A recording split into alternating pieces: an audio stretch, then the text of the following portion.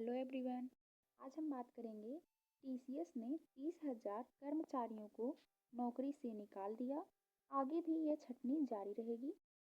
तो टीसीएस, जिसका कि फुल फॉर्म है टाटा कंसल्टेंसी सर्विस, इस कंपनी ने अपने 30,000 कर्मचारियों को अपनी कंपनी से निकाल दिया है। तो ऐसा कहा जा रहा है इसके बारे में कि एआई के प्रयोग की वजह से ये अपने कर्मचारियों को बाहर कर रही है। तो आज हम इस टॉपिक पर बात करेंगे कि आखिर क्या खबर है और न्यूज़ में क्या कहा गया है। ठीक है। आर्टिफिशियल इंटेलिजेंस यानी कि एआई के बढ़ते इस्तेमाल के दबाव के बीच टीसीएस कंपनी ने ये कदम उठाया है। इस वजह से एक बड़े पैमाने पर छटनी की गई, यानी कि कर्मचारियों को नौकरी से निकाला गया है। यह कंपनी टाटा कंसल्टेंसी सर्विस। ठीक है। तो अगर हम देखें कि खबर क्या है, आखिर न्यूज़ में कहा क्या गया है, तो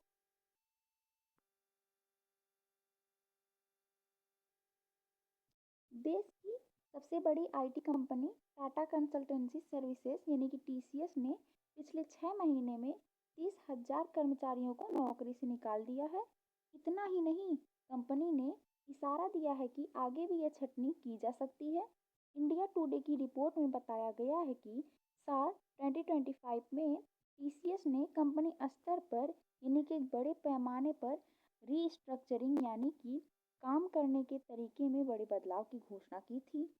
कंपनी ने यह कदम आर्टिफिशियल इंटेलिजेंस यानी कि एआई के बढ़ते इस्तेमाल के दबाव में उठाया है।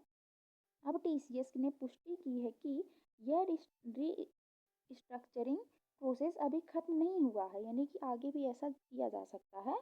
इस साल यानी कि 2026 में भी जरूरत पड़ने पर कर्मचारियों की छटनी की जा सकती है। कंपनी ने आगे अपनी तीसरी तिमाही यानी कि 1 अक्टूबर से 31 दिसंबर 2025 तक के बीच के नतीजों को जारी करने के बाद यह जानकारी दी है। हालांकि कितने लोगों की छटनी की गई है यह अभी भी तय नहीं किया जा गया है। यानी कि कर्मचारियों को निकाला तो गया है, लेकिन अभी भी ये नहीं पता है कि कितने कर्मचारियों को निकाला गया है। ठीक है।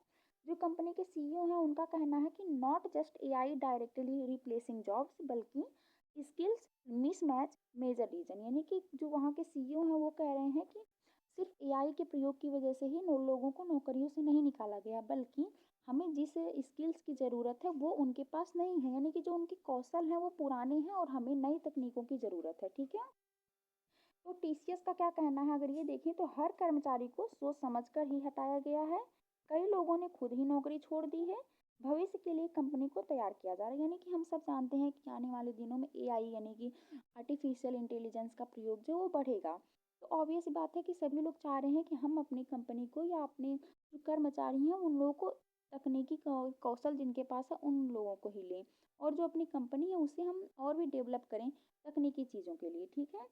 नई तकनीक के अनुसार टीम बनाई जा रही है, यानी कि वो अपनी कंपनी को नई तकनीकों के अकॉर्डिंग ढाल रहे हैं। ठीक है। क्या सच में एआई वजह है जिसकी वजह से लोगों को कंपनियों से निकाला जा रहा है? अगर इसका आंसर देखें तो आंशिक रूप से कह सकते हैं कि हाँ, ऐसा हुआ है।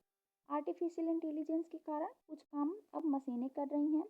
पहले जिन कामों के लिए 10 लोग चाहते थे, अब वही काम 2 से 3 लोगों में हो जा रहा है। ठीक है।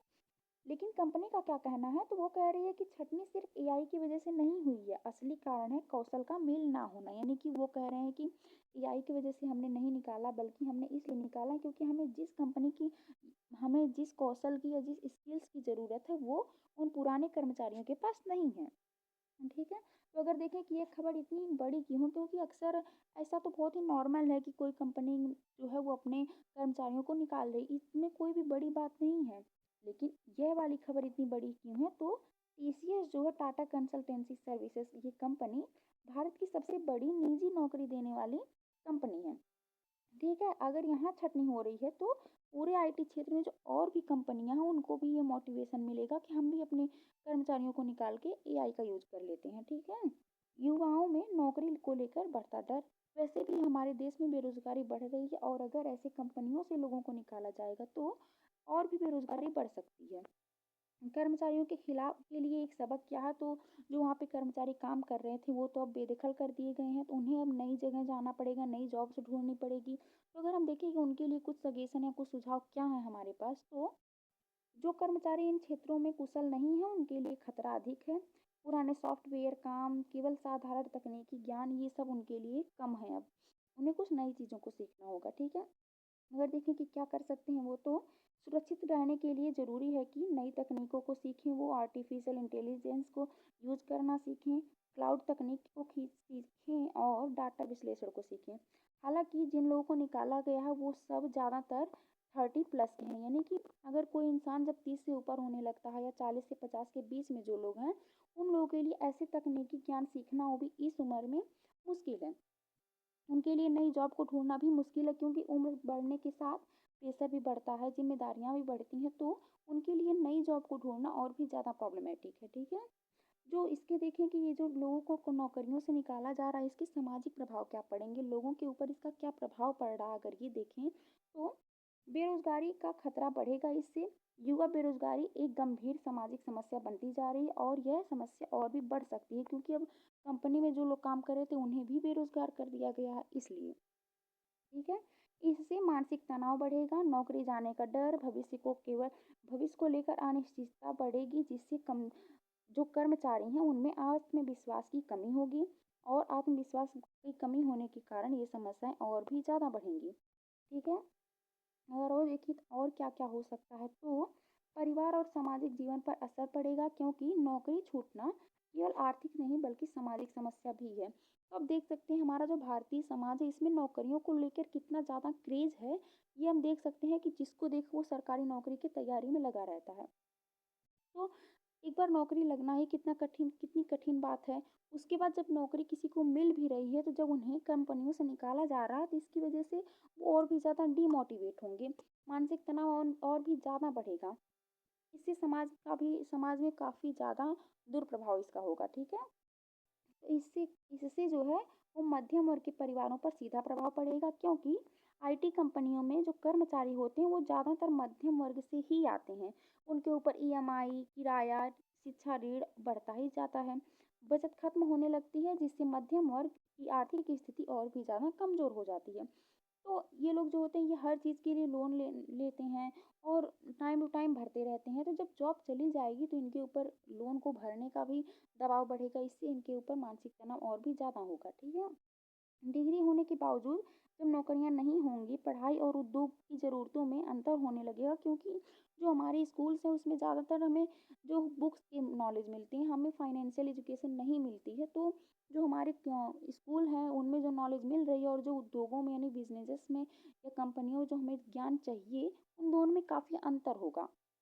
तो लोग ऑब्वियसली स्कूल जाने के लिए भी मोटिवेट नहीं होंगे। लोगों को लगेगा कि स्कूल में जो पढ़ाया जा रहा है उसका हमारी लाइफ में कोई यूज ही नहीं है, तो हम क्या करेंगे वो पढ़कर, ठीक है? और जो कॉलेज हैं उनमें पुराने पाठ्यक्रम पढ़ा रहे हैं, जिससे शिक्षा और रोजगार के बीच गंभीर खाई बनती जा रही है। और अब ये शिक्षा व्यवस्था पर सवाल उठाते हैं कि हमारी जो शिक्षा वो हमें रोजगार नहीं दे रही है, तो ये शिक्षा किस काम की है, ठीक है? कुशल और अकुशल कर्मचारियों के बीच दूरी बढ़ रही है, जिससे समाज में असंतुलन और असमानता दोनों ही बढ़ेंगी, और ये समाज के लिए बिल्कुल भी अच्छा नहीं है बल्कि खतरा उत्पन्न करेगा, ठीक है? मशीनें इंसानों की जगह ले रही हैं, मानव श्रम की कीमत घटती जा रही है। केवल तकनीकी रूप से ही दक्ष लोग ही सुरक्षित रह पाएंगे, क्योंकि जिनके पास जॉब होगी वो हर तरह से सुरक्षित रहेंगे, खासकर फाइनेंशियली।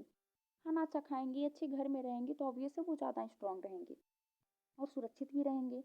नौकरी जाने पर लोग शहर छोड़ने पर मजबूर होंगे, किराए के मकानों में खालीपन बढ़ेगा, शहरों में आर्थिक मंदी होगी, जिससे शहर की जो अर्थव्यवस्था है वो उस पर भी असर पड़ेगा, क्योंकि अगर शहरों में जॉब नहीं होंगी तो लोग गांव में आएंगे, खेतों में काम करेंगे, तो जो शहर की अर्थव्यवस्था है वो कमजोर होगी, वो नीचे आएगी, ठीक है? युवाओं में गुस्सा और हताशा बढ़ेगी, संस्थानों पर विश्वास कम होगा, सामाजिक अस्थिरता का खतरा बढ़ेगा, और यह सब मिलकर लंबे समय में सामाजिक अशांति को जन्म देंगे। क्योंकि जब इंसान कुछ नहीं करता है, इंसान का दिमाग खाली होता है, तो वो गलत कामों में ही लगता है, क्योंकि अच्छे काम तो उसे मिल ही नहीं रहे हैं। सरकार पर रोजगार सृजन का दबाव बढ़ेगा, जबकि अभी भी काफ़ी दबाव है, हमारे पास अभी भी नौकरियां नहीं हैं, और बाद में और भी ज़्यादा दबाव बढ़ेगा, क्योंकि लोग बेरोजगार और भी ज़्यादा होंगे। जो नई श्रम नीतियां हैं उनकी मांग होगी, पुनः प्रशिक्षण योजनाओं की ज़रूरत होगी और सामाजिक सुरक्षा तंत्र मजबूत करने की ज़रूरत होगी, ठीक है? तो तो अगर आगे देखें तो आईटी कंपनियों द्वारा इस तरह छंटनी केवल कंपनी का मामला नहीं है, बल्कि अब यह पूरे समाज को प्रभावित करने वाली समस्या बन चुका है। एआई के साथ संतुलन बनाने की जरूरत है, साथ ही साथ कौशल विकास और सामाजिक असुरक्षा जरूरी है। ठीक है, सामाजिक सुरक्षा जरूरी है। तो उम्मीद है आपको समझ में आया होगा। आज के लिए इतना ही। जो भी समझाया गया, उम्मीद है आपको समझ में आया होगा। Thank you.